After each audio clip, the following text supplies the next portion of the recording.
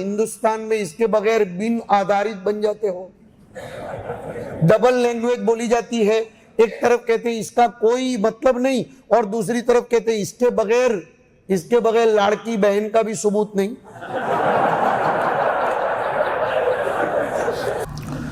بسم اللہ الرحمن الرحیم، نحمدہ ونصلی علی رسولہ الکریم، اما بعد. موقر اساتذہ کرام، دل و جان سے پیارے طلباء،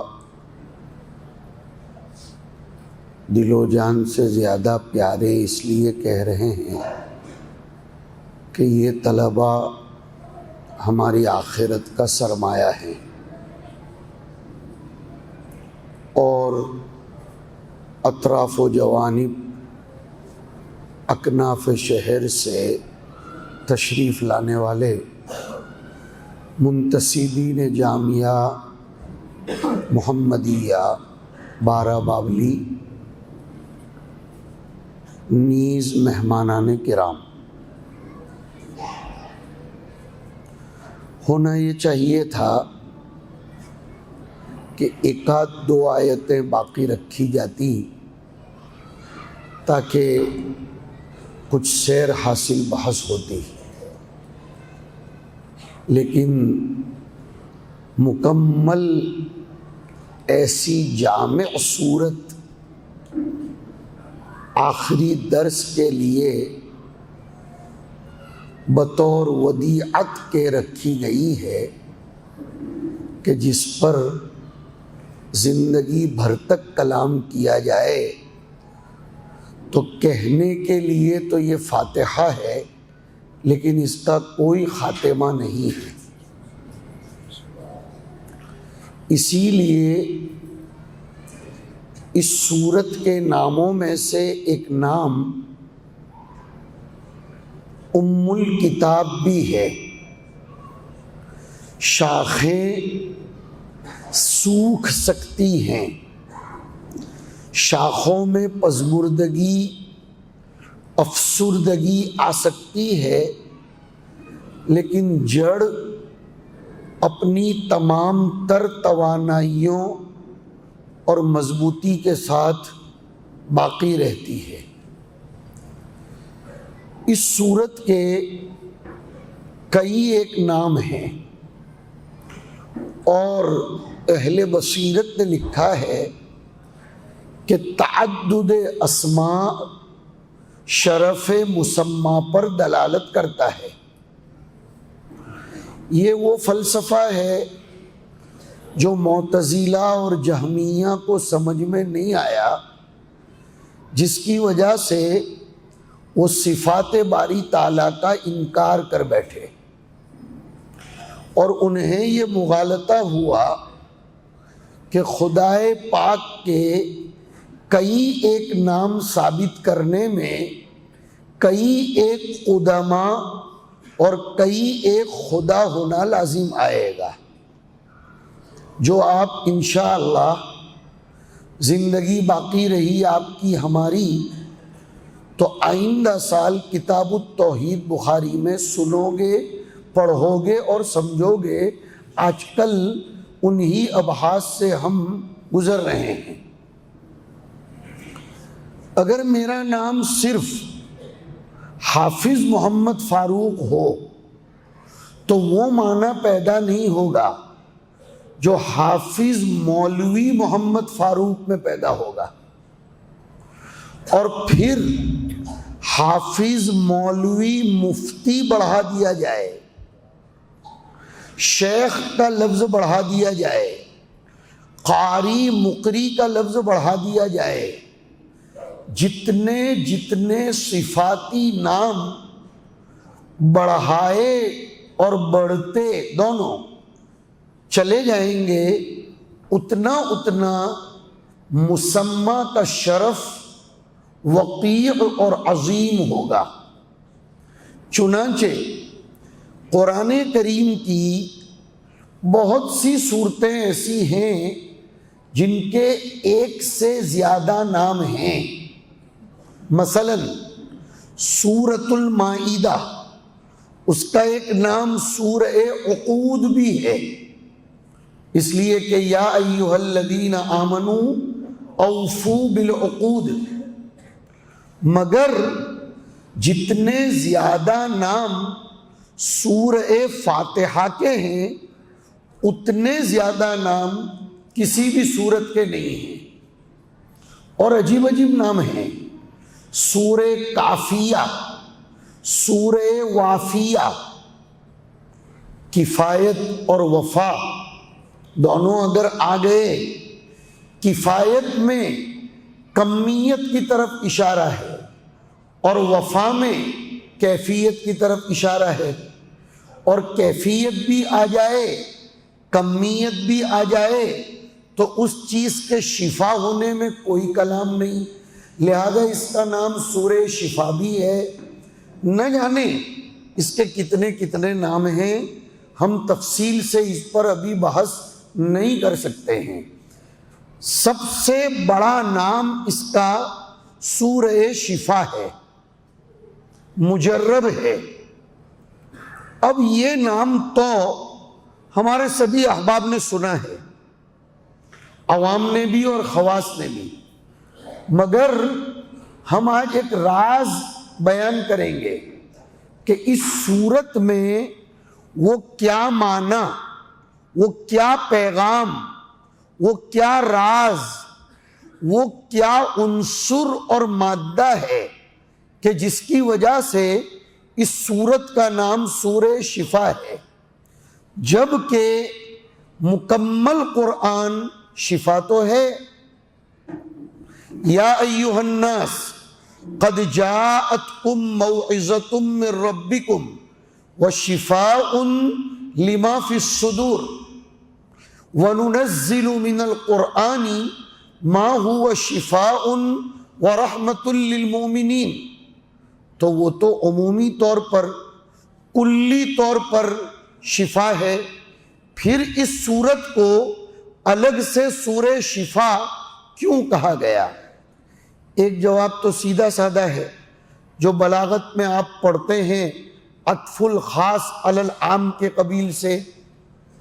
بھائی پوری ہدایہ کا نام ہدایہ ہے، لیکن آپ 45 منٹ کے گھنٹے میں جب ہدایہ کا ایک باب پڑھ کر باہر آتے ہو، پوچھا جاتا ہے کیا پڑھی؟ کا ہدایہ پڑھی۔ یا یوں کہو، بہت زوردار جواب، کہ یہ سورت اپنے محتویات، مضامین، مشمولات کے اعتبار سے گویا کأن القرآن الکریم کلہ جمع فی هذه السورۃ الواحدہ فسمیت هذه السورۃ علی حدہا شفاء کما ان القرآن سمی بجمیعہ شفاء۔ یہ بھی ایک جواب ہے، اور کیوں نہ ہو، اس لیے کہ پورے قرآن میں مضامین کا خلاصہ 3 چیزیں ہیں: احکام، قصص، اور تیسرے نمبر پر امثال۔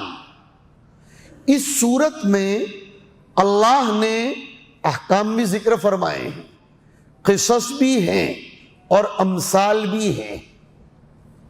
آپ اس کو کھولیں گے بعد میں اپنے اساتذہ کی سرپرستی میں مختصراً چل رہا ہوں۔ دوسرا راز جس کی وجہ سے بہت کام کی بات، اس سورت کا نام سورہ شفا ہے، اس لیے کہ اس میں خدا کے 2 ایسے نام ہیں جن ناموں کے ورد کرنے والے پر خدائے پاک کے رحمت کے بادل منڈلاتے ہی رہتے ہیں، اور وہ ہیں الرحمن الرحیم۔ قل ادعوا اللہ او ادعوا الرحمن ایما تدعوا فلہ الاسماء الحسنی۔ اس آیت میں مفسرین نے لکھا کہ جب لہ الاسماء الحسنی سب کے سب ہیں تو اللہ کے بعد الرحمن کی تخصیص کیوں فرمایا عجیب بات لکھی ہے مفسرین نے، سارے ناموں کا معدن، سارے ناموں کا سرچشمہ خدا کی صفت رحمت ہے۔ اگر وہ ہادی ہے اس لیے کہ وہ رحمان ہے، اگر وہ نافع ہے اس لیے کہ وہ رحمان ہے، اگر وہ معز ہے اس لیے کہ وہ رحمان ہے، اگر وہ کافروں کے حق میں مذل ہے تو اس لیے کہ مومنین کے حق میں رحمان ہے، اگر وہ رافع ہے تو اس لیے کہ وہ رحمان ہے۔ اور عجیب بات اس ادارے کی برکت سے ذہن میں آئی کہ اگر معاہدہ کرنا پڑتا ہے اور امریکہ کے صوبوں میں آگ لگتی ہے تو بھی مومن تو یہی کہے گا کہ والحمدللہ رب العالمین، اس لیے کہ تخریب بھی اس کے یہاں رحمت ہی رحمت ہے۔ اس کی دلیل بھی سنیے، ہماری عادت نہیں ہے بغیر دلیل کے کوئی بات کرنے کی، اور ہم چاہتے ہیں ہم سے منتسب لوگ بھی ایسے ہی بنے۔ 7ویں پارے کے رکوع نمبر 11 میں ایک عجیب آیت آئی، کچھ لوگ پریشان ہیں اس میں۔ اس آیت میں اللہ تعالیٰ فرماتے ہیں فَقُطِعَ دَابِرُ الْقَوْمِ الَّذِينَ ظَلَمُوا وَالْحَمْدُ لِلَّهِ رَبِّ الْعَالَمِينَ۔ سوال پیدا ہوتا ہے ظالمین کی بیخ کنی پر تو اِنَّا لِلَّهِ پڑھنا چاہیے زیادہ سے زیادہ۔ ارے بھائی فَقُطِعَ دَابِرُ الْقَوْمِ الَّذِينَ ظَلَمُوا، کہ ظالموں کی بیخ کنی کر دی گئی، ظالموں کو جڑ سے اکھیڑ کر پھینک دیا گیا، اس پر حمد کی جا رہی ہے۔ حمد تو حصول نعمت پر کی جاتی ہے۔ مفسرین نے راز کھولا کہ ظالموں کی بیخ کنی یہ دنیا کے لیے رحمت ہے، نظر آتی ہے تخریب لیکن ہے وہ تعمیر۔ اور اسی راز کو میرا رول ماڈل اور میرا آئیڈیل مولانا سید علی میاں ندوی نور اللہ مرقدہ فرمایا کرتے تھے، خدا کے یہاں تخریب کے نقشوں میں تعمیر کار فرما ہوتی ہے۔ ہماری کج نگاہوں کو سمجھ میں آوے یا نہ آوے، وَعَسَىٰ أَن تَكْرَهُوا شَيْئًا وَهُوَ خَيْرٌ لَكُمْ، اور وَعَسَىٰ أَن تُحِبُّوا شَيْئًا وَهُوَ شَرٌّ لَكُمْ۔ اور اس عجیب، چونکہ تفسیر کا اختتام ہو رہا ہے اس لیے تھوڑا تفسیری ذوق پیدا کرنا چاہ رہا ہوں۔ آپ نے یہ تو پڑھا اپنے اساتذہ سے، سورتوں کے مابین ربط ہے، آپ نے یہ بھی پڑھا مضامین کے مابین ربط ہے، آپ نے یہ بھی پڑھا آیتوں کے مابین ربط ہے، لیکن آج آپ کو میں یہ بتاؤں آیتوں کے اجزاء کے مابین بھی ربط ہے۔ آیت تو بات کی بات، خود آیت کے یہ 3 جز ہیں جو ابھی میں نے آیت اٹھائی، وَعَسَىٰ أَن تَكْرَهُوا شَيْئًا وَهُوَ خَيْرٌ لَكُمْ۔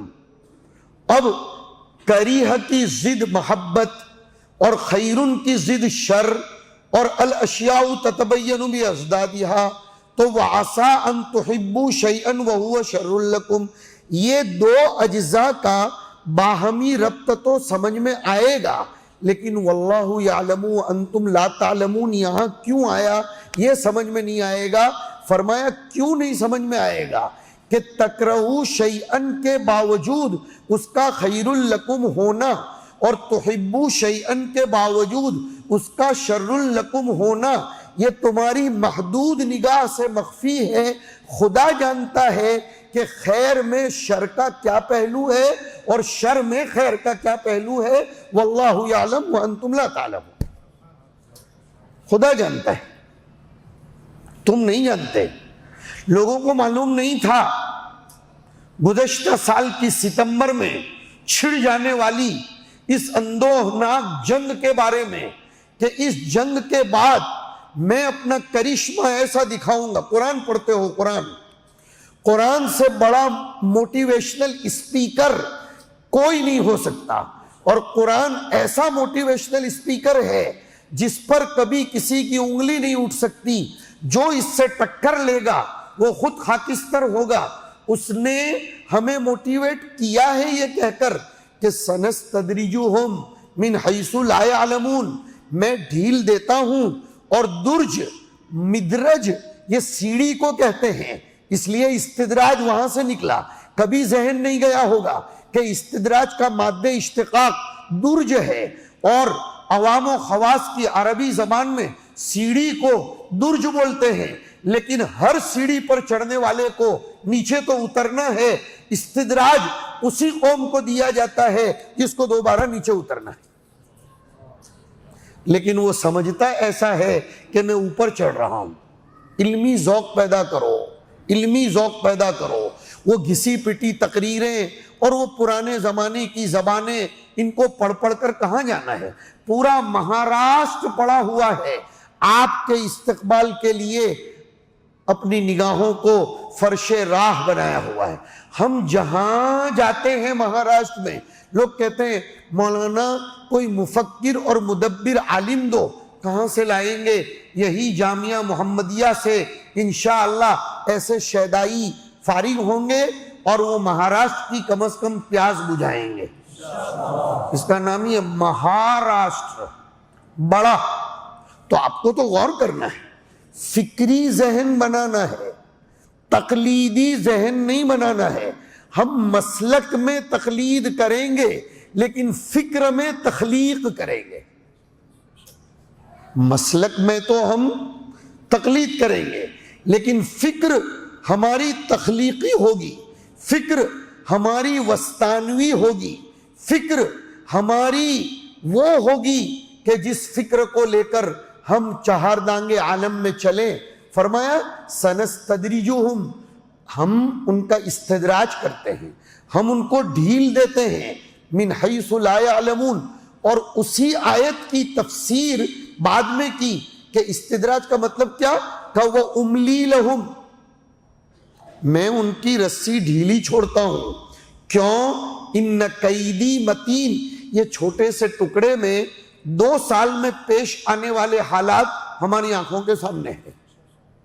ان قیدی عظیم، ان قیدی کثیر وغیرہ کے الفاظ نہیں، ان قیدی متین، میری تدبیر بہت مضبوط ہے مگر وہ میری تدبیر ہے. ایک جملہ آپ لوگوں کی سماعتوں کے حوالے نہیں، سماعتوں کے حوالے تو کمبخت شعراء کرتے ہیں، ہم آپ کے قلوب کے حوالے کرتے ہیں، سب کے قلوب کے، یمین و یسار، امام و خلف، اور سب کے قلوب کے. جیسے خدا نظر نہیں آتے، جیسے خدا سمجھ میں نہیں آتے، ویسے ان کا قید بھی سمجھ میں نہیں آتا، ان کی تدبیر سمجھ میں نہیں آ سکتی. وہ کہاں سے کھینچتے ہیں، کیا کرتے ہیں. اسی لیے تو اس نے اس کے بعد کہا ان قیدی متین کے بعد کیا آیا؟ اولم یتفکروا. غور کیوں نہیں کرتے؟ غور کرو گے تو سمجھ میں آئے گا کہ ان قیدی متین. غور کرو. چلو غور کرتے ہیں. دسترخوانے قرآن پر جمع ہیں، ایسی بھسم بھوت آگ لگی. قرآن کی آیت کو یہاں پر بھی لاؤ. وَجَحَدُوا بِهَا، حالانکہ وَاسْتَيْقَنَتْهَا أَنفُسُهُمْ. جہدوا بہا کا مفعول لہو آیا ظلما وعلوا. مفعول لہو ساتھ میں آنا چاہیے تھا، بیچ میں وَاسْتَيْقَنَتْهَا أَنفُسُهُمْ آیا. کا حال اور ذوالحال میں زمانے کا اقتران ضروری ہے. اگر ظلمن و علون کو لے آتے تو لفظی طور پر ہی صحیح، زمانے کا اقتران نہ ہو پاتا.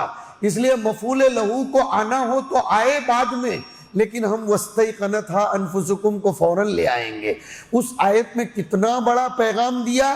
لائیو تصویر سمجھنی ہو تو 4 دن پہلے کی تاریخ اٹھا کر دیکھ لو کہ لوگ اس کا انکار کرتے ہیں. وہ ایک بوڑھا کھسوٹ ٹیلی ویژن پر آ کر کہتا ہے میرا سب کچھ چل گیا اور میں نے للکار پکاری تھی فلسطین کے لیے، میں رو رہا ہوں، گرچہ ابھی بھی نہیں مانتا کہ فلسطین کی وجہ سے ہوا، جہدوا بہا، تو اگر نہیں مانتے تھے تو اس آگ کے لگنے کے بعد ہی معاہدہ کیوں کرنا پڑ رہا ہے؟ وَاسْتَيْقَنَتْهَا أَنفُسُهُمْ، دل تو گواہی دیتا ہے، دل تو گواہی دیتا ہے، اس لیے کہ یہ دل نہاں خانہ خداوند ہے، یہ دل خدائے پاک کا مہمان خانہ ہے۔ سن لو، شاہ عبدالعزیز مفسر قرآن نے لکھا، میں تفسیر سے ہٹ نہیں رہا ہوں، اس لیے آیتوں پر آیتیں لاتا جا رہا ہوں، پوری سورت ختم نہیں کر پاؤں گا، اس کے لیے معذرت، پھر آپ لوگ ختم کروائیے اس کو۔ شاہ عبدالعزیز محدث دہلوی رحمت اللہ علیہ نے لکھا ہے کہ انسان کا دل اللہ کا مہمان خانہ ہے، اور انسان اس مہمان خانے کا ناظم اور انچارج ہے۔ بات پوری سننا، میں سب کو لے کر درس چلا رہا ہوں، صرف طلبہ کو لے کر نہیں، سب کو لے کر چلا رہا ہوں، سب کی سمجھ میں بات آنی چاہیے۔ یہ دل خدا کی تجلیات کا مہمان خانہ ہے، اور انسان اس مہمان خانے کا ناظم، انچارج اور میزبان ہے۔ آج اللہ کی تجلیات اس مہمان خانے میں آ رہی ہیں، جگہ بنانے کی کوشش کرتی ہیں، لیکن وہ آنے والے جو مہمان ہیں، تجلیات، انوار، ہدایت، جو مکہ مکرمہ کے توسط سے تاروں کے ذریعے جوڑے جاتے ہیں۔ یہ بیچ کا جملہ بھی سمجھنا پڑے گا، یہ موبائل ہے، مثلا ہمارے موبائل میں 2 سیم ہے، ایک ایئرٹیل کی اور ایک جیو کی، جیو تو جیو ورنہ مرو۔ اب یہ دونوں سیمیں موبائل کے ساتھ لگی ہوئی تو ہیں، مگر پیوستر شجر سے امید قول رکھ۔ شجر کون؟ اس کا ٹاور، ٹاور سے کٹا کہ پھر ہٹا۔ ہمارا ٹاور، ہمارا مرکز انوار و برکات کا، ہدایات و ثمرات کا مہان ٹاور، مرکزی ٹاور وہ مکہ مکرمہ ہے۔ اور جیسے لائٹ کے چلے جانے سے ٹاور کو کوئی اثر نہیں ہوتا، سن لو، ویسے ہی سورج گرہن کبھی بھی کعبہ پر نہیں آتا، کبھی نہیں آتا۔ مجال ہے سورج کی کہ وہ کعبۃ اللہ کو اپنا گرہن لگائے، اس لیے کہ سورج کی تمام تر رعنائیاں یہ رہین منت ہیں سراجم منیرہ کی۔ سراجم منیرہ سے میری مراد خاتم النبیین محمد عربی صلی اللہ علیہ وسلم۔ اور عجیب بلاغت ہے، تفسیر پڑھنے والے طلبہ ہیں، سراج، سراج تو سورج کو کہتے ہیں، ہے نا؟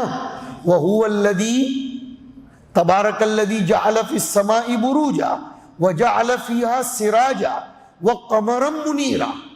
منیر تو قمر ہے، پھر نبی کو سراج منیر کیسے کہا؟ سراج تو سورج ہے، چاند منیر تو ہے، نبی سورج تو ہے، چاند نہیں، نبی چاند نہیں، سورج ہے۔ کیوں؟ کبھی غور کیا کہ نبی کو سورج کیوں کہا؟ چاند تو اپنی روشنی ہر جگہ نہیں پہنچاتا ہے،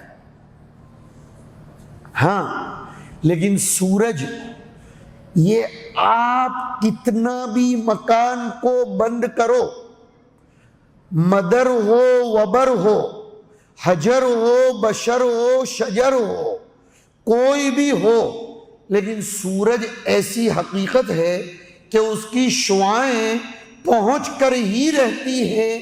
نبی کی رحمت کافروں تک کو بھی لگی ہے اور مومنوں تک کو بھی لگی ہے،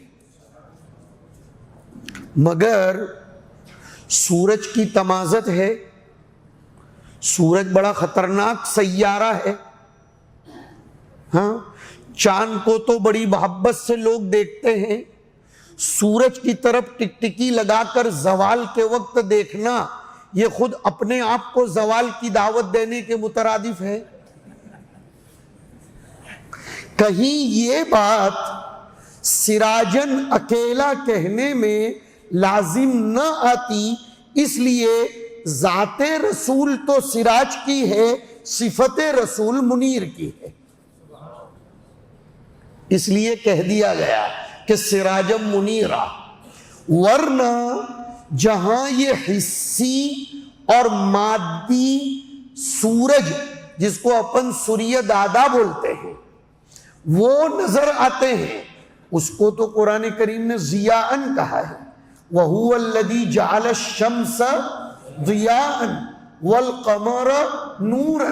تو جب نبی کو سراج کہا تو منیر نہیں آنا چاہیے تھا، مضیء آنا چاہیے تھا، کہا نہیں، نبی بذاتی ہی سراج ہیں اور بصفتی ہی منیر ہیں، اور نبی کی شعائیں اتنی خطرناک نہیں ہیں، ہاں دیکھنے سے پہلے تو دل پر ہیبت طاری ہوتی ہے، لیکن جب دیکھ لو تو نگاہیں ہٹانے کو دل نہیں کرتا۔ سیدنا انس فرماتے ہیں نا، من رآہ بدیہتاً ہابہ لیکن ومن خالتہ معرفتاً احبہ، کہ جو ایکسیڈنٹلی اچانک میرے نبی کو دیکھ لے گا وہ ہیبت کھائے بغیر نہیں رہ سکتا ہے، وہ ہیبت کھا جائے گا، اس لیے کہ نبی کا چہرے انور اللہ کے رخ زیبا کما یلیق بشأنہ تبارک و تعالی، میں نے ہاتھ اٹھا لیے، خدا کا بھی رخ زیبا ہے، ارے ہے اور ہے، سورہ رحمان میں فرمایا وَيَبْقَى وَجْهُ رَبِّكَ كُلُّ شَيْءٍ هَالِكٌ إِلَّا وَجْهَهُ، لیکن لفظ ایک ہونے سے حقیقت کا ایک ہونا لازم نہیں آتا، لفظ ایک ہونے سے حقیقت کا ایک ہونا لازم نہیں آتا، بھیجا تو بلی کا بھی بھیجا ہے، گدھے کا بھی بھیجا ہے، بیل کا بھی بھیجا ہے، اور میرا اور آپ کا، لیکن ہر بھیجا الگ الگ ہے۔ بخار اترا، حاجی صاحب اترے، میری بات آپ کے دماغ میں اتری، ہر جگہ اترنا ہے، لیکن ہر اترنے والے کے شائع نشان، تو ہر وجہ صاحب وجہ کے شائع نشان، مسئلہ ختم۔ اب یہ سوال ہی نہیں ہونا چاہیے خدا روزانہ رات میں آسمان پر اترتے ہوں گے تو عرش کا کیا ہوتا ہوگا، خدا کے اترنے کو میرے تیرے اترنے جیسا اترنا مانا ہی کیوں؟ بخار کا اترنا الگ ہے، حاجی صاحب کا اترنا الگ ہے، بات کا دماغ میں اترنا الگ ہے، دماغ کا خمار اترنا الگ ہے، کڑھی کا اترنا الگ ہے، سالن کا اترنا الگ ہے، تو خدا کا اترنا بھی الگ ہے، خدا کا اترنا بھی الگ ہے۔ اب سنو، عشق نبوی میں سرشار ہو جاؤ، نہا لو، نبی کے عشق میں نہا لو، ڈبکیاں مت مارو، پورے ڈوب جاؤ، اس میں ڈوب جاؤ گے تو بقا پاؤ گے، ڈبکیاں مارتے رہو گے تو فنا پاؤ گے، دنیا کے سمندروں میں ڈوبو گے تو فنا ہو جائے گی، لیکن اس عشق میں جو ڈوبتا ہے اسی کو فنا نہیں بلکہ بقا ملتی ہے۔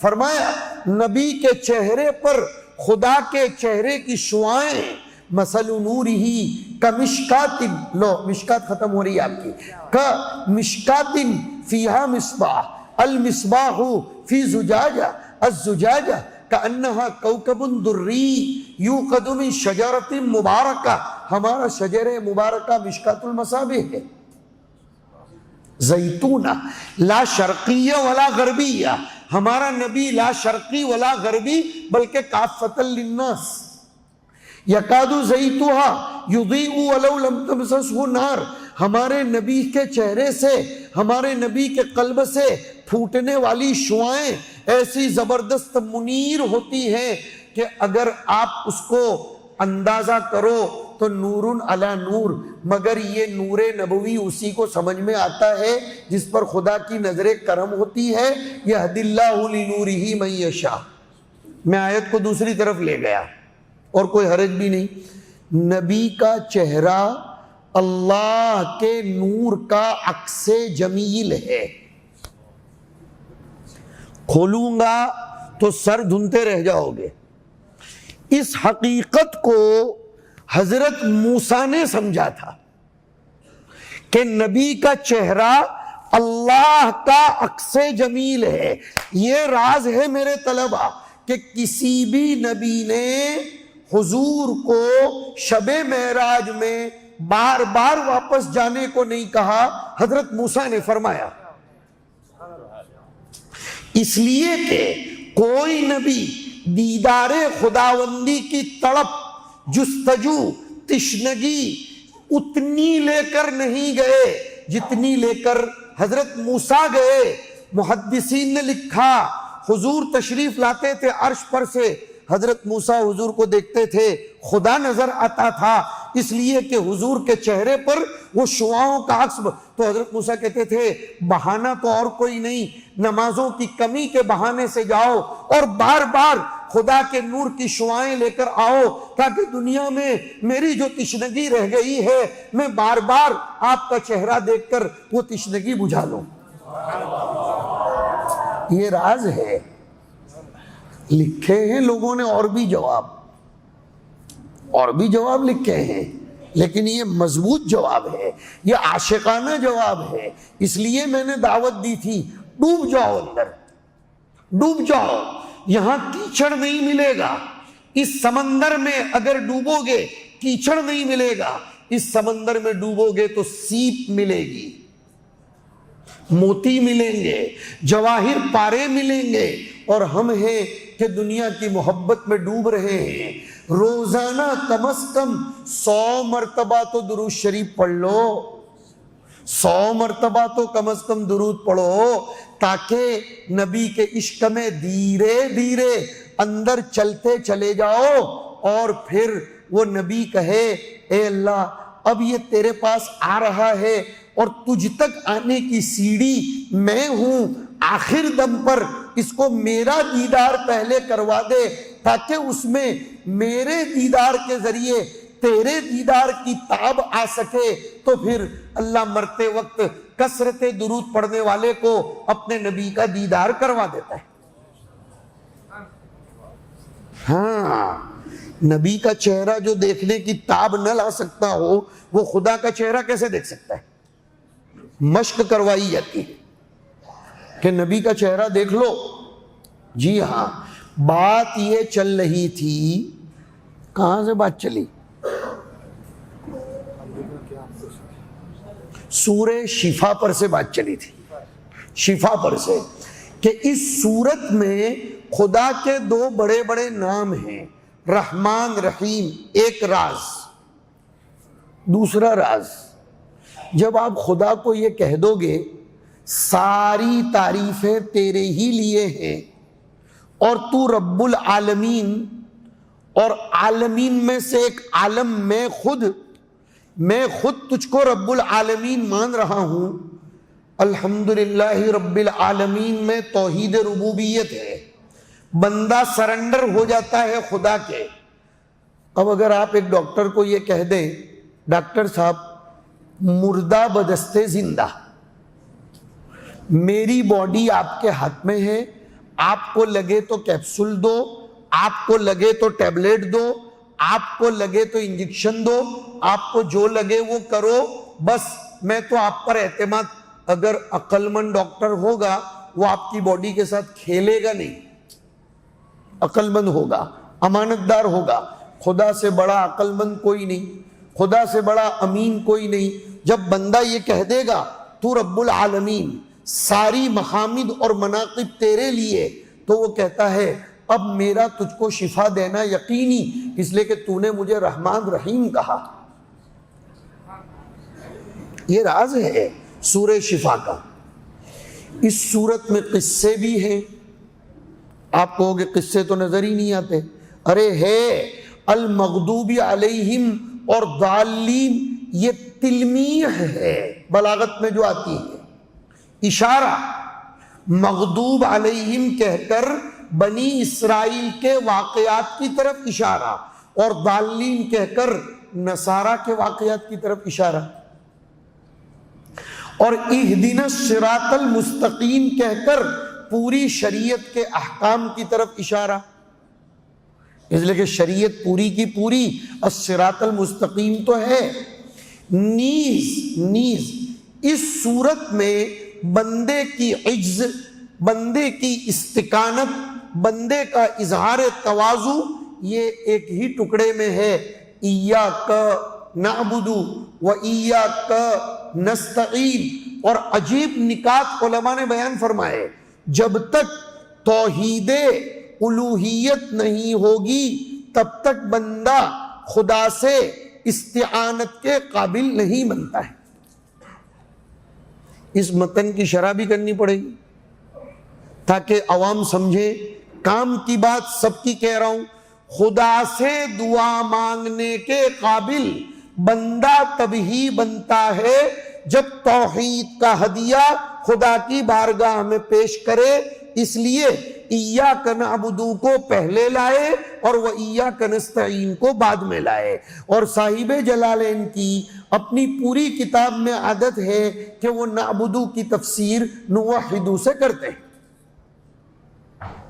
آؤ تیسرے رکوع میں آؤ، یا ایھا الناس اعبدوا، کیا تفسیر کی ہے؟ اعبدوا کی، وحدوا۔ یہ صاحب جلالین کا ایک امتیاز ہے کہ پوری کتاب میں وہ عبادت کی تفسیر توحید سے کرتے ہیں، اس لیے کہ وہ عبدیت کس کام کی جس میں اشتراک ہو۔ دلیل اس کے لیے بھی سنو، تفسیر ختم کر رہے ہو دلیل سنو۔ ضرب اللہ مثلا رجلا فیہ شرکاء متشاکسون ورجلا سلما لرجل هل یستویان مثلا۔ جواب طے ہے، قرآن کا ایک اسلوب ہے، جہاں جواب کا کوئی آپشن نہیں ہوتا وہاں قرآن سائلنٹ ہو جاتا ہے۔ یہ بھی تفسیر کا ایک بہت اہم افادہ سن لو، اس سے قرآن اسلوب خطابی سکھاتا ہے کہ آپ ایسا سوال کرو مخاطبین کو کہ جس میں کوئی آپشن ہی نہ ہو، ایک ہی جواب طے ہو، ایک ہی جواب طے ہو۔ ایک سر پھرا مل گیا تھا،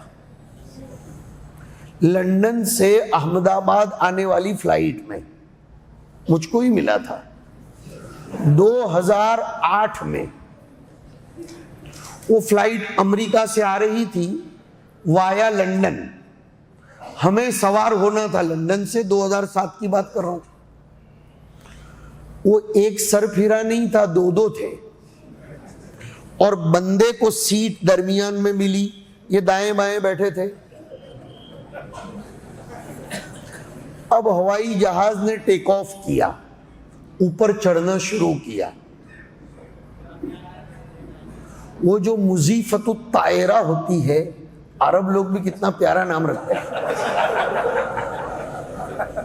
ایئر ہوسٹس، اس نے آ کر مجھ کو پہلے یہ آفر کیا کہ آر یو ویجیٹیرین اور نان ویجیٹیرین؟ تو میں نے کہا already I am non vegetarian but now I wish to take only veg, کہ میں ہوں تو نان ویج لیکن ابھی مجھ کو ویج چاہیے۔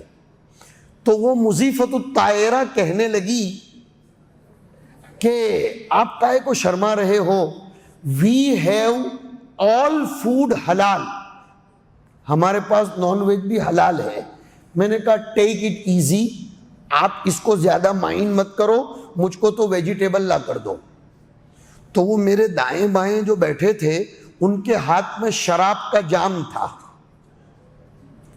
ان کو ایسا تھا کہ یہ ملا لوگ کیا انگلش جانتے ہوں گے، یہاں بیٹھے ہوئے بھی کئی کھوپڑیوں کو ایسا ہی ادراک ہوگا کہ مدرسوں میں کیا سکھایا جاتا ہے، وہ مدرسوں میں کیا سکھایا جاتا ہے، مدرسوں میں تو وہی نماز روزہ، نماز روزہ، اور رمضان آئے گا تو لا بھائی رسید کٹوا. ذرا اندر آ کے دیکھو, نقشوں کو تم نہ جانچو, نقشوں کو تم نہ جانچو, ذرا اندر آ کے دیکھو کیا چیز جی رہی ہے, کیا چیز مر رہی ہے. مولوی کی انگلش کے سامنے لے آؤ کسی کلیکٹر کو, انشاءاللہ وہ رٹی رٹائی انگلش تو بول پائے گا, but if we can give him 10 minutes for giving the lecture, unfortunately without any preparation he can't give the lecture, except that he would write and then he see in the paper, then give the lecture. But the Maulvi can give the lecture orally without seeing in the paper. بڑے سے بڑا collector بھی دیکھے بغیر 26 جنوری کو English میں نہیں بول سکتا ہے, لیکن مولوی بغیر دیکھے گھنٹوں بھر بول لیتا ہے. یہ مدارس کی دین ہے. دال دلیا کھانے والوں کو معمولی مت سمجھو, یہ زبردست ہارس پاور کا انجن ہے, یہاں سے پوری دنیا کو پاور سپلائی ہوتا ہے. تو وہ دونوں ایک دوسرے سے انگلش میں کہنے لگے کہ یار یہ ملا صاحب کیوں ویجیٹیبل کھا رہے ہیں, ان کو ذرا چھیڑو, اپنے کو 9.5 گھنٹے کی فلائٹ تو گزارنا ہے, بامبے پہنچنا ہے, احمد آباد پہنچنا ہے, پہلے بامبے پھر احمد آباد جانا ہے. میں سن رہا تھا, مزے لے رہا تھا. انہوں نے مجھ کو چھیڑا کہ مولانا تم مسلمان ہو کر کائے کو بھاجی پالا کھا رہے ہو, کھاؤ نا شان اسلام. میں روایت بالمعنی ادا کر رہا ہوں. مالیگاؤں میں شان اسلام کے نام سے معنون کیا جاتا ہے. شان اسلام. ایک صاحب فجر کے بعد مالیگاؤں میں جمعہ کے دن ملے, ہم مہمان گئے تھے, فجر پڑھ کے آ رہے تھے. میں نے کہا صاحب کہاں سے آ رہے ہو؟ کہا شان اسلام خریدنے گیا تھا. شان اسلام بھی خریدی جاتی ہے. خیر, میں نے ان کو جو دیکھو, سنو ہندوستان کے مسلمانوں سنو, ایک دعوت پیش کر رہا ہوں. میں نے ان دونوں نان مسلم نوجوانوں کو کہا کہ بھائی آلریڈی میں ہوں تو نان ویج, لیکن تمہاری دھارمک شردھاؤں کی رعایت کرتے ہوئے اس وقت میں تمہارے سامنے گوشت خور بننا نہیں چاہتا. میں نے ان کو یہ کہا, مولوی صاحب اخلاق نبی کا اتنا اثر پڑا, اتنا اثر پڑا, واللہ کہہ رہا ہوں. انہوں نے ایک دوسرے سے کہا کہ یہ ملا ہماری دھارمک شردھاؤں کی وجہ سے شراب گوشت نہیں کھا رہا ہے, اور ہم انسانیت کی بھی شرم نہیں رکھتے کہ اس داڑھی والے کے سامنے شراب پی رہے ہیں, ہمیں اپنی شراب واپس کر دینی چاہیے. انہوں نے وہ ایئر ہوسٹس کو بلایا, شراب واپس کر دی, نہیں پی. اب وہ میرے ساتھ بات کرنے لگے, ترجمۃ الباب اب آ رہا ہے. وہ کہنے لگے کہ کریٹر آف دی ورلڈ اس کا وجود ہے, اس کی دلیل کیا؟ خلاق عالم کے وجود کی دلیل کیا کہ اللہ موجود ہے؟ میں نے کہا سب سے بڑی دلیل تو.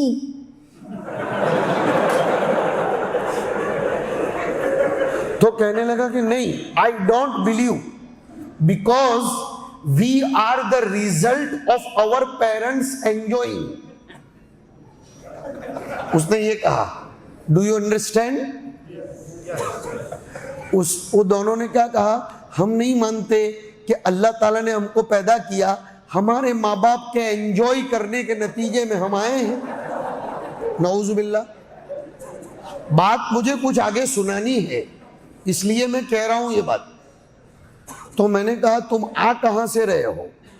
کہا جانے دو یار مولانا, یہ ہمارے ماں باپ کو کیا کہنے کا کہ انہوں نے انجوائے کیا اور اب ہم سزا بھگت رہے ہیں. امریکہ میں کماتے کماتے دم نکل گیا, اب جانا پڑ رہا ہے پھر ہندوستان، پھر آنا پڑے گا، یہ کیا مصیبت ہے؟ میں نے کہا آر یو میریڈ؟ تم شادی شدہ ہو؟ کہا ہاں بالکل۔ میں نے کہا do you have any children? تمہارے پاس کچھ بچے ہیں؟ کہا ہاں we have both 2 children and third is on the way, کہ ہم دونوں کے 2 بچے ہیں اور تیسرا ابھی راستے میں ہے دونوں کا۔ تو میں نے کہا ایک منٹ دیکھو، میں نے پکڑ لیا۔ میں نے کہا تم نے تو ابھی کہا تھا کہ ماں باپ کے انجوائے کرنے کے نتیجے میں ہم پیدا ہوئے اور سزا بھگت رہے ہیں، تو تم نے کائے کو دوسری نسل کو سزا دی؟ کہا ہم کچھ نہیں کر سکتے، وہ اوپر والے نے پیدا کیا۔ میں نے کہا آ گیا۔ میں نے کہا آ گیا۔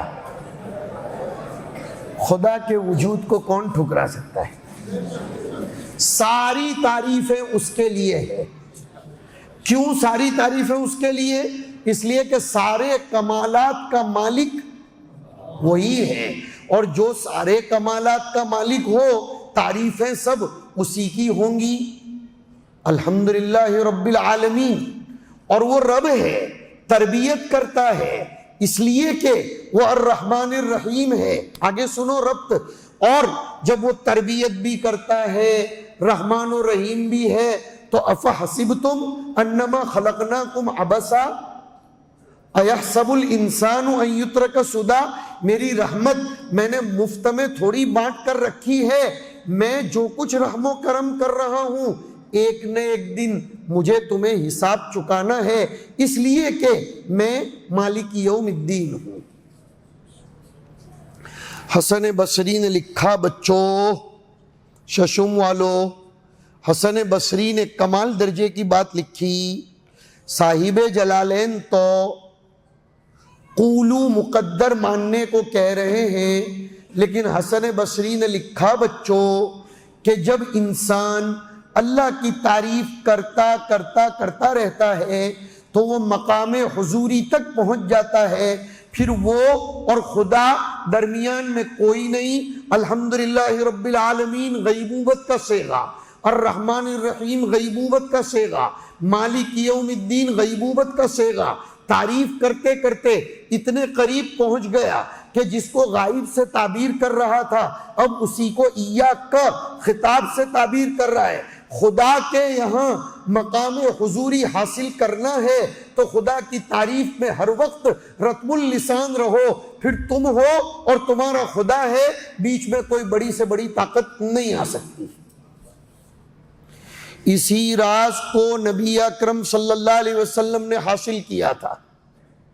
تائید کر رہا ہوں، حضور نے بھی تو پہلے شب معراج میں علی اختلاف الاحادیث یہ فرمایا التحیات للہ والصلوات والطیبات، ہے نا؟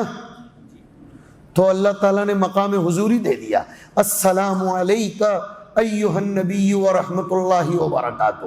میں عرض یہ کر رہا تھا جو بہت کام کا پیغام دینا ہے، دعاؤں میں جان پیدا کرنی ہے، صلاۃ الحاجت کا ریزلٹ اگر لینا ہے، یہ تاجر لوگ سنو، صلاۃ الحاجت کا ریزلٹ کیش لینا ہے۔ اگر صلاۃ الحاجت پر کہی جانے والی لبیک کا جواب فوراً سننا ہے تو جب تک ایاک نعبد نہیں ہوگا تب تک وہ ایاک نستعین میں جان پیدا نہیں ہوگی۔ یہ بھی آیت کے درمیان کے اجزاء کا ربط ہے۔ اور عبادت کے ڈھنگ کیسے آئیں گے، مدد مانگنے کے ڈھنگ کیسے آئیں گے، تو اس کے لیے کہلوایا گیا اہدنا الصراط المستقیم۔ اب ظاہر سی بات ہے، سنیے گا، ذہن صاف کر دینا چاہتا ہوں کچھ الگ الگ افکار و نظریات کے حاملین کا۔ قرآن اہدنا الصراط المستقیم پر آ کر اٹک سکتا تھا، اس لیے کہ اس نے 8ویں پارے میں سورہ انعام میں وصایا اشارہ کرنے کے بعد وَأَنَّ هَذَا صِرَاطِي مُسْتَقِيمًا فرمایا تھا، لیکن صراط مستقیم کا حصول کتابوں سے نہیں آ سکتا، نیٹ سے نہیں آ سکتا، خیالات سے نہیں آ سکتا، یوٹیوب سے نہیں آ سکتا، اسپیکروں کو سننے سے نہیں آ سکتا، وہ اہل اللہ کی مصاحبت سے آتا ہے۔ اس لیے صراط الذین انعمت علیہم قرآن کو مستقل بولنا پڑا۔ اشارہ کر دیا رجال کے بغیر صراط کا ادراک نہیں ہو سکتا۔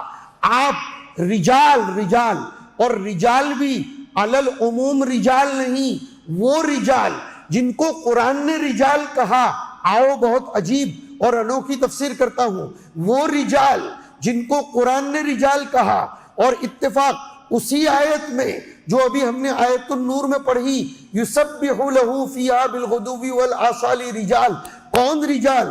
لا تلہیہم تجارت ولا بیع عن ذکر اللہ واقام الصلاة وایتاء الزکاة یخافون یوما تتقلب فیہ القلوب والابصار۔ ان رجال کا دامن جب تک تھامو گے نہیں، لاکھ تفسیر لکھو، لاکھ تفسیر کے حلقے کرو، لاکھ آپ کسی بھی قسم کی یوٹیوب بناؤ، لاکھ ویب سائٹس بناؤ، لاکھ شو بازی کرو، لاکھ پروگرام کرو، رجال کا دامن جب تک نہیں تھامو گے، خدا کے مخصوص بندوں کی صحبت میں جب تک نہیں آؤ گے، تب تک مغضوب علیہم اور ضالین بنو گے۔ اگر غیر المغضوب اور لضالین بننا ہے تو صراط الذین انعمت علیہم کے دامن کو تھامنا پڑے گا۔ خدا کے نیک بندے، قرآن کہہ رہا ہے،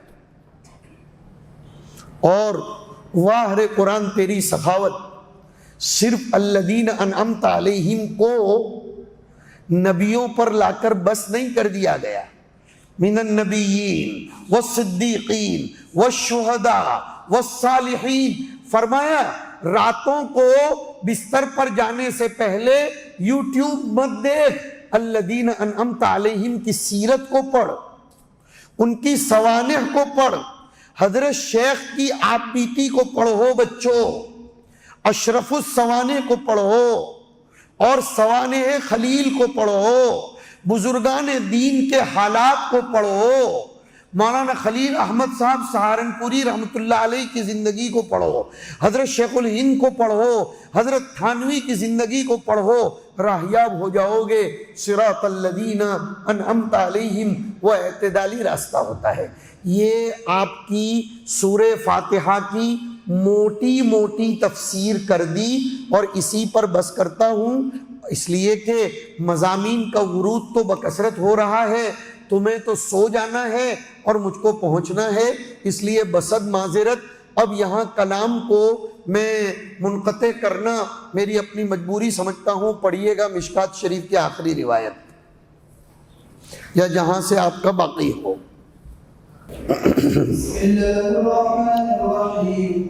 حسن اتفاق ہے کہ سورہ فاتحہ کی بھی 7 آیتیں ہیں، اور یہاں حدیث شریف ختم ہو رہی ہے کہ تم 70ویں نمبر کی امت ہو۔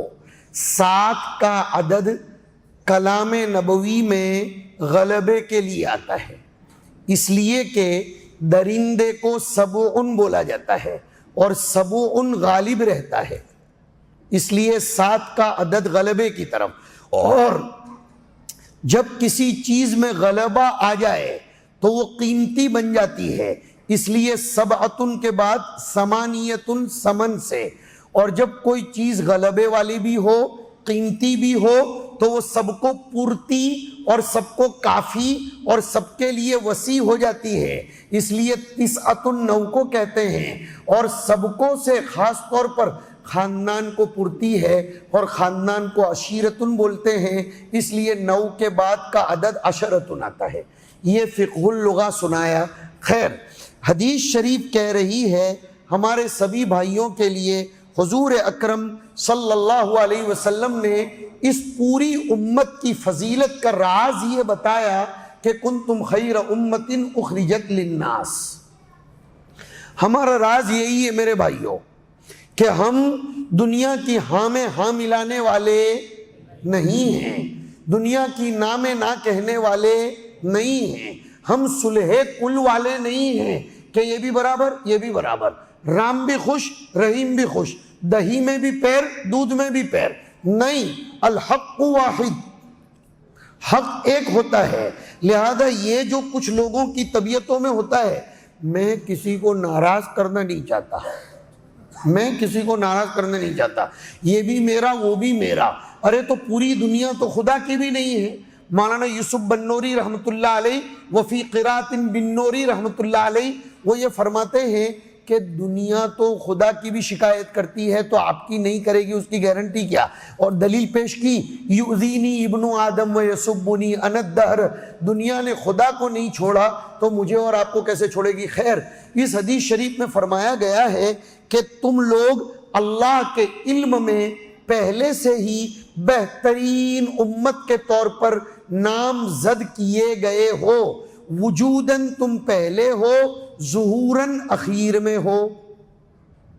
مثلا یہ میرے جیب میں، مثال دے رہا ہوں، اس ترتیب سے میں نے چیزیں رکھی ہیں، دیکھو اس ترتیب سے، وجوداً یہ والیٹ پہلے ہے، میں نے اس کو رکھ دیا جیب میں، اب میں نکال رہا ہوں اس کو پہلے آدھار کارڈ کے، ورنہ ہندوستان میں اس کے بغیر بن آدھارت بن جاتے ہو، ڈبل لینگویج بولی جاتی ہے، ایک طرف کہتے ہیں اس کا کوئی مطلب نہیں اور دوسری طرف کہتے ہیں اس کے بغیر لاڑکی بہن کا بھی ثبوت نہیں۔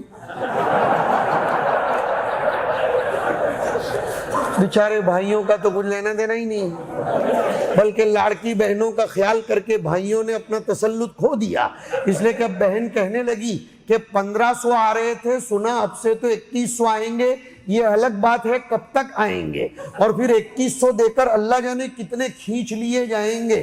تو کہا بھیا خبردار، آواز کیا تو میرے تیل کا ڈبہ ہر مہینے لاڑکی بہن کو لاڑکا بھائی دے رہا ہے، آپ کچھ نہیں کرو، میرا خرچہ آ رہا ہے گھر میں۔ یہ ایک مستقل موضوع ہے، اس کو اگر کھولوں گا تو سمجھ میں آئے گا کہ لاڑکی بہن کے نام سے کون سی گیم کھیلی جا رہی ہے۔ یہ الغزول فکری ہے، ورنہ وہ گورنمنٹ جو ایک پر دوسری مہنگائی کا مار مارتے جا رہی ہے، اس کے دل میں اتنی محبت کب سے آ گئی کہ وہ 1500 روپے دے گی؟ یہ فکری جنگ ہے جو لادی جا رہی ہے ہندوستان کے لوگوں پر، مگر اس کو ہندوستان کا آدمی سمجھتا نہیں۔ اس کی وجہ ہے Indian people are emotional people,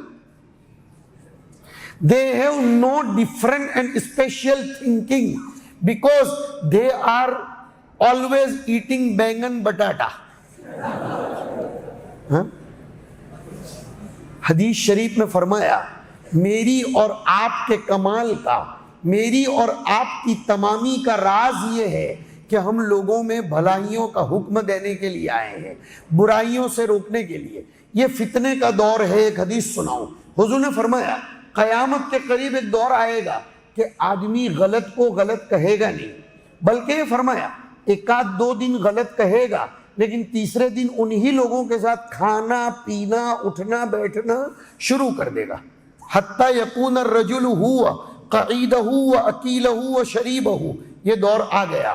اس حدیث شریف کے پلیٹ فارم سے آج یہ پیغام دینا چاہتا ہوں، ہمارے اندر دعوت کے مشن سے جڑنا یہ لابدی اور لازم ہونا چاہیے۔ اللہ کروڑوں اربوں کھربوں انوار اور برکات نازل فرمائے۔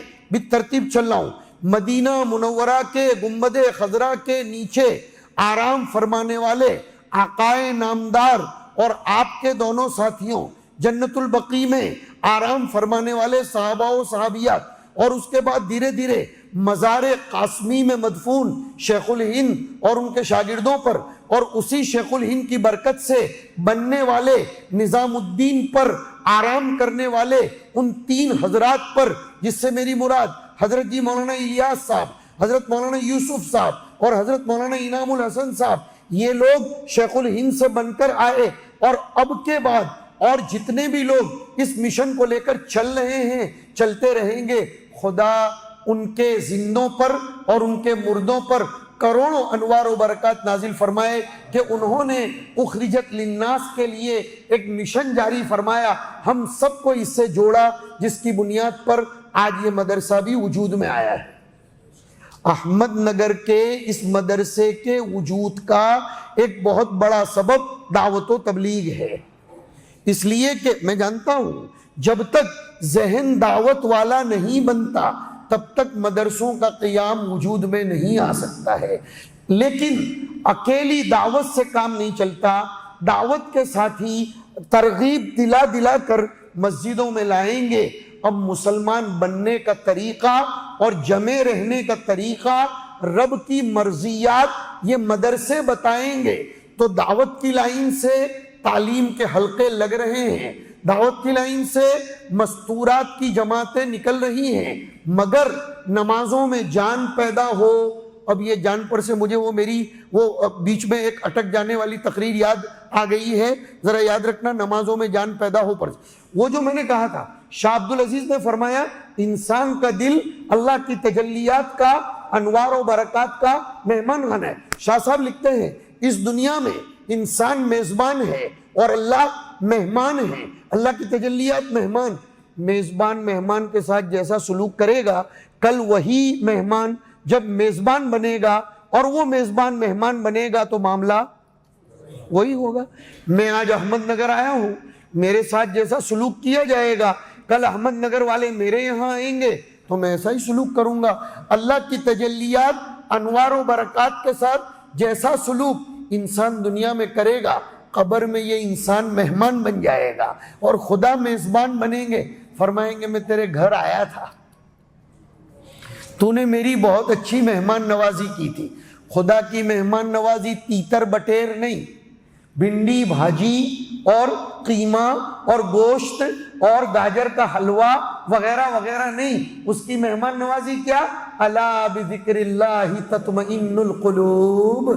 اگر ذکر الہی سے دل کو سرشار کیا ہوگا تو قبر میں تو پھر پھول ہی پھول پھول ہی۔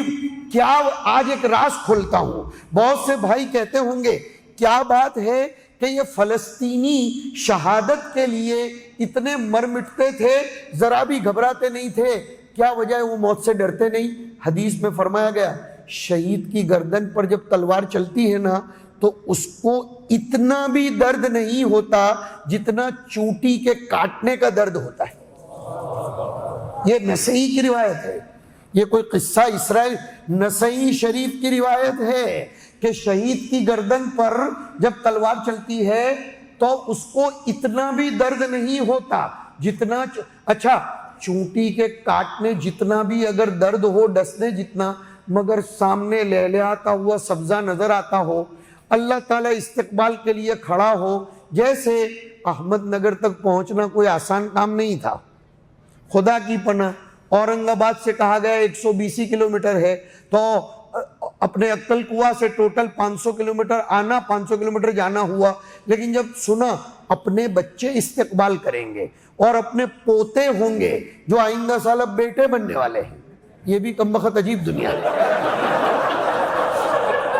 کہ ابھی پوتے ہیں، اب آئندہ سال کہیں گے ان سب سے کہ کل تک تم بولتے تھے ہم بیٹے ہیں باوا کے، مدنی صاحب کے، باوا آ گیا اس لیے کہ ہمیں جامعہ میں لوگ باوا کے نام سے ہی پہچانتے ہیں، کہا تم لوگ اب ہم بھی ڈائریکٹ بیٹے بن گئے۔ حدیث کا ایک مسئلہ حل ہو گیا کہ کبھی کبھی ایک راوی بواسطہ روایت کرتا ہے، وہی راوی کبھی بالواسطہ روایت کرتا ہے، اس کو حدیث مسترب نہیں کہیں گے، اس لیے کہ کبھی راوی کو بالواسطہ مروی عنہ سے انسلاک ہوتا ہے تو کبھی پھر اس کو اپریل مئی میں جامعہ میں داخلہ ہو جاتا ہے تو بلا واسطہ ہو جاتا ہے۔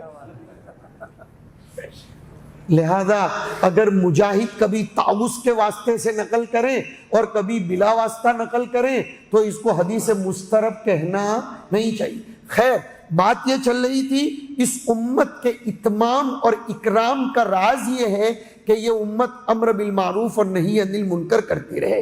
آج یہ عزم کرو، سماج میں جتنے گندے طور طریق چل رہے ہیں ہم اس کو ختم کریں گے۔ اور بات اسی پر سے چل رہی تھی، تعلیم کے حلقوں سے فضائل آئیں گے، تعلیم کے حلقوں سے رغبت تو ہوگی، لیکن جمانے کے لیے مدارس کی ضرورت ہے، اور رب کی مرضیات تعلیم کے حلقوں سے نہیں آئے گی، وہ مدرسوں میں مومنات کے مدرسے میں بچی کو داخل کرنا پڑے گا اور بنین کے مدرسے میں بچوں کو داخل کرنا پڑے گا۔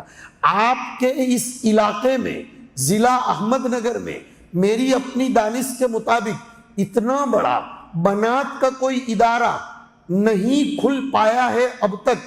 خدا کی جو بھی مشیت ہو، اس ادارے نے پہل کر لی کہ اب رمضان کے بعد اس میں بنات کا مدرسہ کھلنے جا رہا ہے۔ گویا بہترین نسل دیے جانے کا انتظام ہو رہا ہے، گویا نسل کو شاندار مثالی مائیں دینے کا انتظام ہو رہا ہے۔ لہذا اس میں ہم سب کو بڑھ چڑھ کر حصہ لینا چاہیے۔ اب یہ مدرسہ شروع ہونے جا رہا ہے، کس کی طرف سے کتنا تعاون ہوگا وہ کھڑے ہو کر، ہمارے پاس صرف 10 منٹ کا وقت ہے، اپنے اپنے ناموں کا اندراج کرائیں اور امت کے ساتھ اپنی خیر خواہی کا ثبوت پیش فرمائیں۔